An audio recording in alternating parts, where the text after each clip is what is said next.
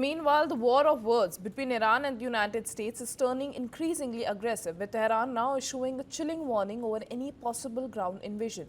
Iran's military has warned that American troops would face catastrophic consequences, saying that they would become quote-unquote food for the sharks of the Persian Gulf if the US launches a ground operation.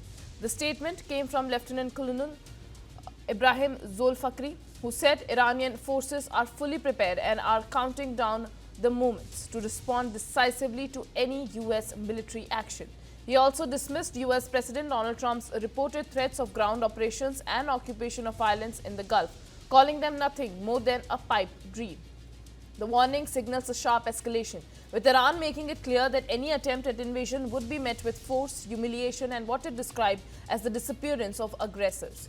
This comes amid reports that the Pentagon is exploring the possibility of extended ground operations if ongoing airstrikes fail to meet objectives.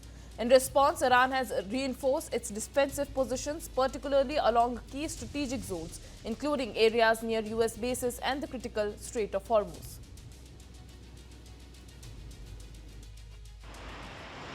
Iran said on Sunday that it was ready to respond to a ground attack.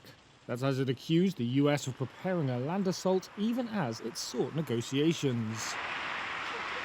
In a message to the nation, Iran's parliament speaker, Mohammad Bakr Kalibaf, said that as long as the Americans seek Iran's surrender, our response is that we will never accept humiliation. Washington has dispatched thousands of Marines to the Middle East. The first two contingents arrived on Friday, the US military said, aboard an amphibious assault ship.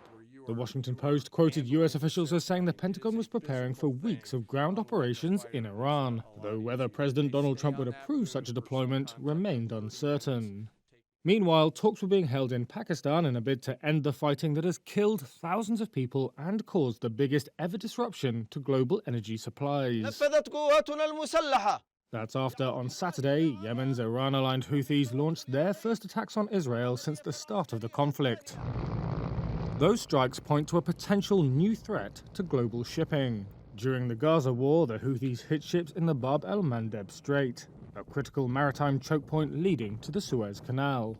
Analysts say renewed attacks there would pile further pressure on the world economy.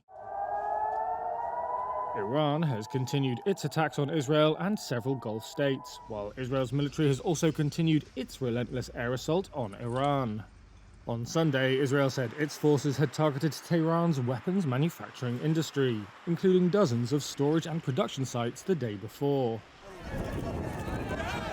It also continued to hit targets in Lebanon as part of its campaign against Hezbollah.